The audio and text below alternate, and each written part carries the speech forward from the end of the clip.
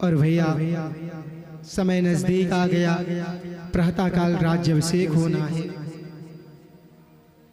प्रातः काल राज्याभिषेक होना है। भगवान ने देवताओं को बुलाया, अरे सुनो सुनो, अरे अगर मैं राजा बन गया तो सारी लीला अधूरी रह जाएगी। सारी लीला अधूरी रह जाएगी, इसलिए कुछ करो। देवता भागते भागते गए, सरस्वती जी को बुलाए, बोले कुछ ऐसा करो, किसी की बुद्धि पलटो कि राम जी राजा ना बनने पाए। सरस्वती जी आते हैं, देखते हैं कि अयोध्या में तो आज भैया मंगल ही मंगल हो रहा है, किसकी बुद्धि पलटी जाए। तभी भैया एक विदेशी महिला दिखाई पड़ गई। और कौन है वो विदेशी महिला? गोस्वामी बाबा लिख रहे हैं कि नाम मंथरा मंदमती चेरी कैकेयी केरी।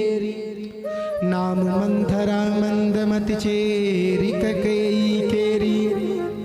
मंथरा नाम की कैकेयी की एक मंदमती दासी थी। उसे अपयश की पिटारी बनकर सरस्वती जी वहां से चली गई, उसकी बुद्धि पलट करके। और भैया उसी समय मंथरा ने पूछा ये उत्सव की कैसी तैयारी हो रही? किसी ने बताया कि कल प्रातः काल राम का राज्याभिषेक है। अरे राम राम, मंथरा की हृदय में मानो वो कुठाराघात हुआ। पहुंच पड़ी कैकेयी के पास, और वो भैया लंबी लंबी सांसें लेकर के आंसू बहाने लगी। महारानी कैकेयी भयभीत हो गई और पूछे क्यों, क्या हुआ? मंथरा, मेरे राम तो कुशल तो है ना?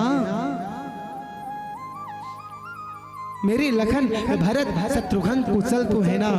महारानी कैकेयी ने पहली बार कुशलता राम की पूछी, पहली कुशलता राम की पूछी है। और भैया मंथरा के हृदय में बड़ी पीड़ा हुई। तब मंथरा बोलती है व्यंग्यात्मक भाषा में, अरे रानी साहिबा, आज राम को छोड़ करके यहाँ कुशल कौन है? कैकेयी ने कहा क्या मतलब? मंथरा ने कहा कल ही राम का युवराज पद दिया जा रहा है और कौशल्या कोई गर्भ देखते नहीं बन रहा। और माई, आपका बेटा तुम्हारा तो विदेश ननिहाल में है, तुम्हें कुछ सोच नहीं रही। सोचती हूँ तो मैं, अरे महाराज तो तुम्हारे बस में हैं, तुम्हें बस पलंग में पड़े पड़े नींद ही आती रहती है। कैकेयी को बड़ा जोर से क्रोध आया और मंथरा को वो तमाचा लगाया। दोबारा बोली तो जीभ काट लूंगी कि पुनि अस कबहु कहस घर फोरी, तब धीर जीव कढ़ावहु तोरी।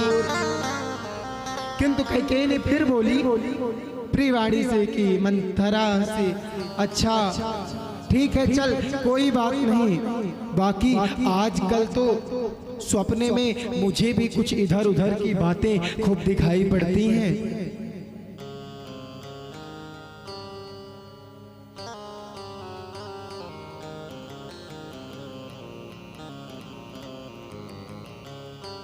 मंथरा कहती है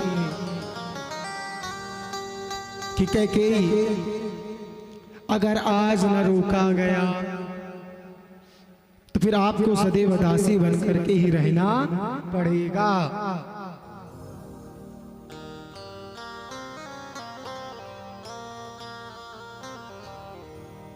और माई कैकेयी, आपने जो कहा कि मुझे राम प्रिय है, मैं राम को प्रिय हूँ, वो बात ठीक है, बिल्कुल सही। किंतु ये पहले की बात थी, वो दिन अब बीत गए। समय बीत जाने पर तो मित्र भी शत्रु बन जाते हैं। हाँ भैया, मंथरा भड़काती है, कहती है कैकेयी, आज 15 दिनों से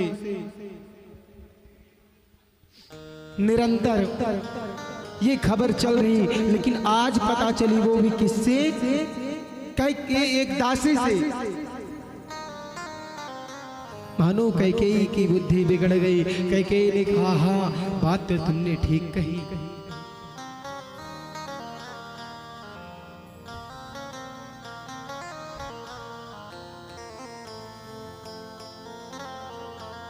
कैकेयी बोल पड़ी, हे मंथरा, मैं तेरे वचनों के लिए अपने पूत और पति दोनों को त्याग सकती हूँ। आज तू जो कहेगी वो सब करने के लिए तैयार हूँ। मंथरा ने कहा, महारानी आपने ही हमसे बताया था कि आपको महाराज दशरथ 2 वरदान देने को कहे हैं, और आज ही समय आ गया है, मर्द महाराज से वो वरदान मांग लो कि 2 वरदान भूप सन थाती, मांगहूं आज जुड़ावहूं छाती। पहला वरदान मांगना कि राज तिलक राम का नहीं भरत का होगा, और दूसरा वरदान मांगना राम के लिए वनवास।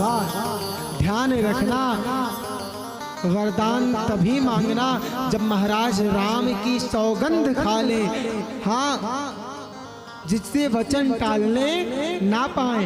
यदि महाराज राम की सौगंध खा लेंगे तो वचन नहीं टालेंगे। कैकेयी आज कोप भवन में जाके बैठ गई।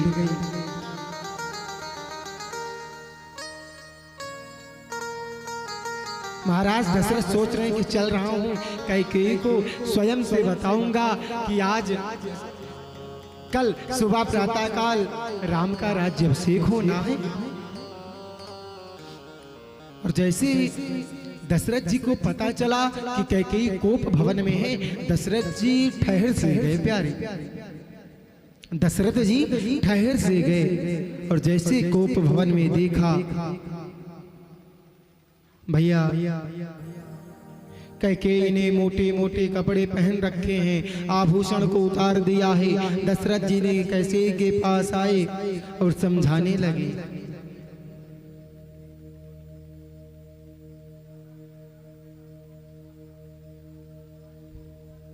पूछते हैं क्या हुआ? भैया कैकेयी कुछ नहीं बोलती। महाराज दशरथ आज डर से जाते हैं।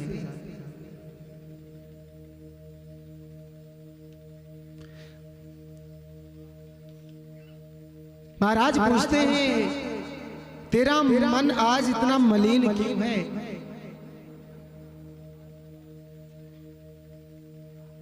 महाराज दशरथ कहते हैं, देवी तुम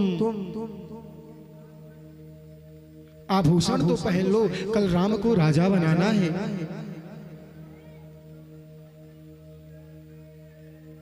कैकेयी ने कहा, आप हमेशा मांगू मांगू करते रहते हैं कि मांगू मांगू पे कहाँ हूँ पिया, कब हूँ न दे हूँ न ले, देन कब कहे हूँ वरदान दुई त्यों पावत संदेव। आप मांगू मांगू करते रहते हो, लेकिन कभी वरदान नहीं देते, और 2 वरदान का आप वादा भी किए हो,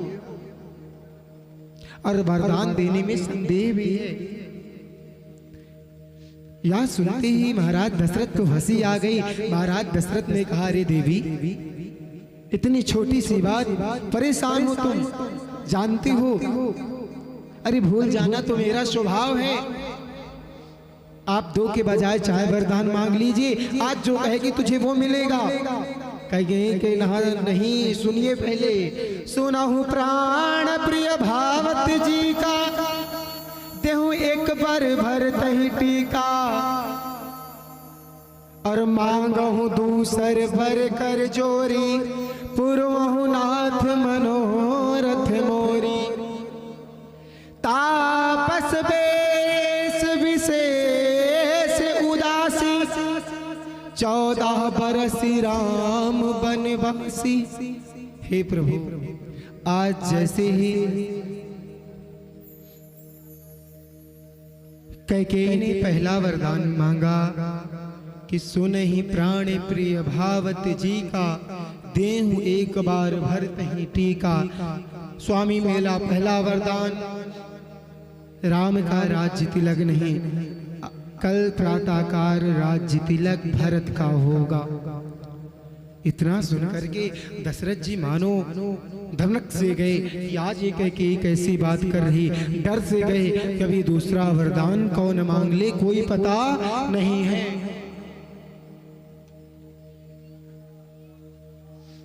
भैया दूसरा वरदान मांग पड़ती है कि तापस बेस विशेष उदासी 14 बरसी राम बनवासी। हे प्राण पी, दूसरा वरदान राम को वनवास। मानो प्यारे, इतना सुनते ही भरत जी महाराज आज जमीन पर गिर पड़े। अपने आप को संभाला भरत जी ने, रोने लगे, आंखों से अश्रु बहने लगा। बोले कैकेयी, तूने एक ऐसा वरदान मांग लिया। कैकेयी ने कहा महाराज ये वरदान तो आपको देना ही पड़ेगा।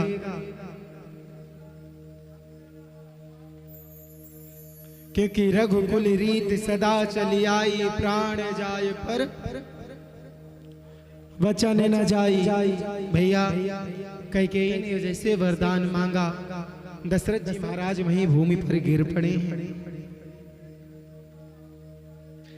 दशरथ जी ने कहा कैकेयी मैं मर जाऊंगा। अरे तुम कहो तो मैं भरत को बुला करके अभी राज्य दे दूंगा, अभी तुरंत उसको तिलक कर दूंगा। किंतु कैकेयी तू ये दूसरा वरदान मत मांग। भैया कैकेयी ने कहा स्वामी दो में से तो एक मरना पड़ेगा, या तो मैं सुबह आत्महत्या कर लूंगी या तो आपको मरना पड़ेगा। इसलिए भरत को राज्य तिलक आप कर दो। मानो प्यारे, आज दशरथ के पैरों तले जमीन खिसक गई हो। दशरथ जी ने कहा कि कैकेयी तेरी बुद्धि को क्या हो गया है?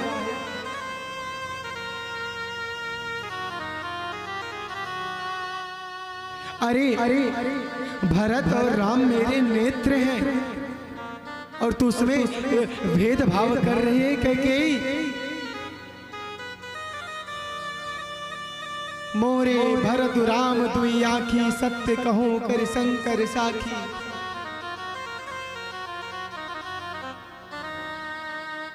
भैया दशरथ कहते हैं कैकेयी तू सूर्य वंश रूपी वो कुल्हाड़ी है जो एक चमकते वृक्ष को बर्बाद करने के लिए आई थी। अरे कैकेयी तू मुझे विरह में मत मार। अरे तुझे मारना है तो मुझे कैसे भी मार ले, लेकिन इस राम के वियोग में, राम के भरत में मत मार। कैकेयी आज धृष्टता करती है। भैया कैकेयी एक बार नहीं सुनती, बहुत रो रो करके दशरथ जी महाराज आज कैकेयी के पैर पकड़ लिए। लेकिन मेरे माई बाप कैकेयी आज कुछ नहीं समझ रही है।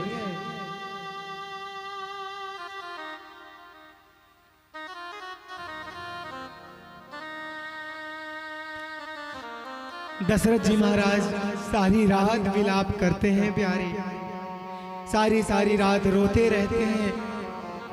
आज सोए नहीं, प्रातः काल हुआ।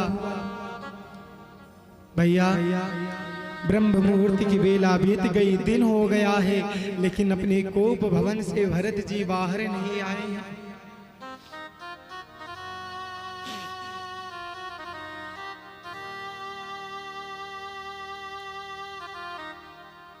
सारी प्रजा आपस में बात करती कि क्या बात है, आज महाराज ऐसा तो जीवन में कभी नहीं हुआ कि वो बाहर सूर्य उदय से पहले उठ जाते थे। सुमंत को भेजा कि जाओ देख करके आओ। जैसे सुमंत देखते हैं कि महाराज दशरथ आज वियोग में पड़े हैं, दौड़े दौड़े जाते हैं। दौड़ते हुए सुमंत को देख करके सारी प्रजा व्याकुल हो जाती है। राम को बताया है कि आज महाराज की ऐसी हालत पता नहीं क्यों है। भैया राम जी कि आज अंगवस्त्र कहाँ कोई पता नहीं।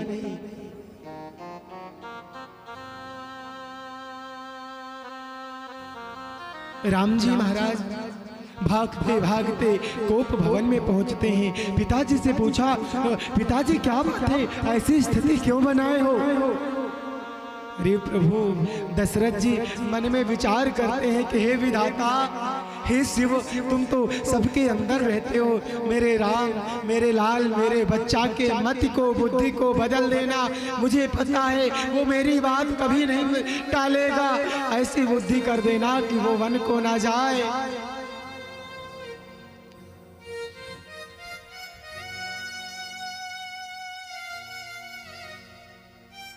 वही खड़ी कैकेयी ने जब सारी बात बताया राम को जब पता चला कि भरत के लिए राज्य तिलक और राम के लिए वनवास, मेरे माई बाप भगवान आते हैं दशरथ के पास। राम जी कहते हैं, पिताजी अरे इसके लिए क्या रोना, पल भर में 14 वर्ष बीत जाएंगे, पता नहीं चलेगा।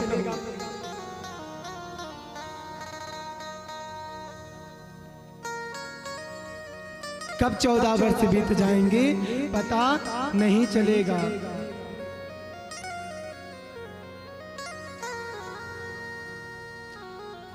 भैया आज राम जी समझाते हैं पिताजी को, लेकिन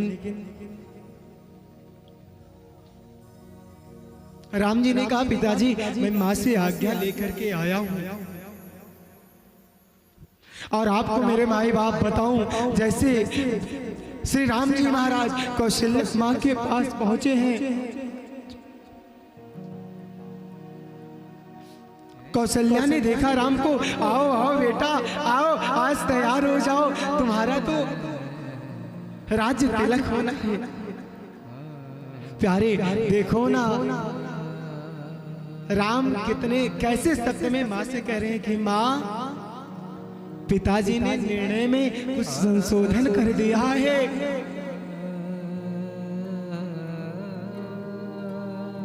बोले कैसा संशोधन बेटा? बोले माँ ये बताओ, अयोध्या का राज्य बड़ा कि जंगल बड़ा है? माँ ने कहा कि बेटा बड़ा तो जंगल है माँ, तो आज पिताजी ने धर्म की बात रख ली है और पिताजी ने मुझे बड़ा होने के नाते जंगल का देख का राज्य दे दिया और भैया को, भरत को तिलक, राज्य तिलक देना। अरे मेरे माई बाप, इतना सुनते ही मानो कौशल्या माँ के हृदय फट गया हो। बोले ये क्या बोल रहा है राम? अरे अरे तू पिता की बात मत मानना, मैं माँ हूँ, मैं माँ हूँ, मैं समझाऊंगी सबको।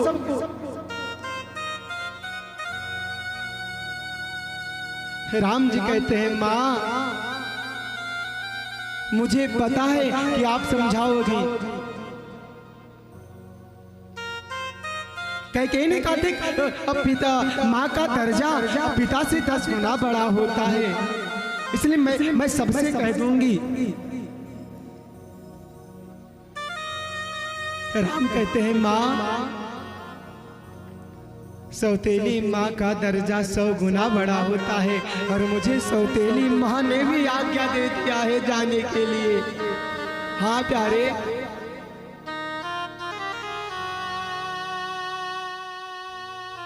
मुझे सौतेली माँ ने भी आज्ञा दे दिया है।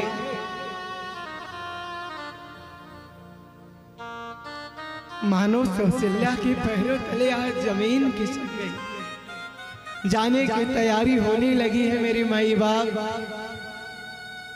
कौशल्या से मिले, सुमित्रा से मिले और भैया लक्ष्मण जी जाने के लिए तैयार हो गए हैं।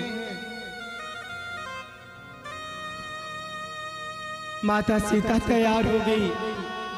जैसे सुना दशरथ जी ने कि राम जा रहा है, वहीं बेहोश हो गए दशरथ जी। रथ तैयार हो गए है जाने के लिए मेरे माई बाप।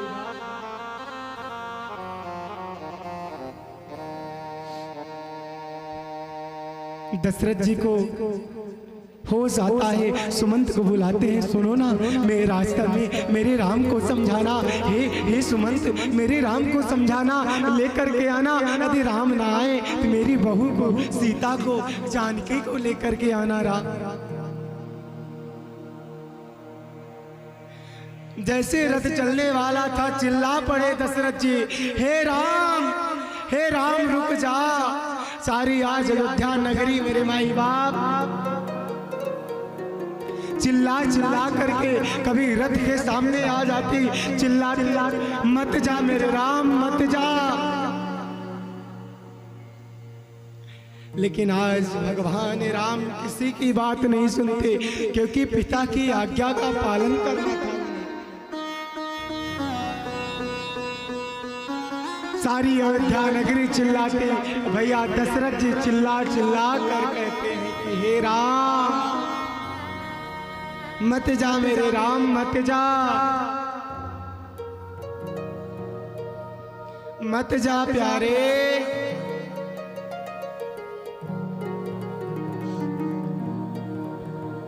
वन चले राम रघुराई,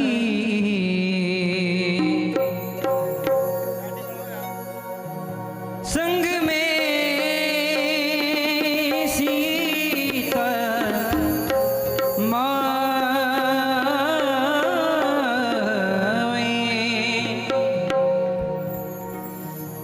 राजा जनक की जय, राजा जनक की जय। संग चले राम रघुराई, ओ संग चले राम रघुराई, राजा जनक की जय, राजा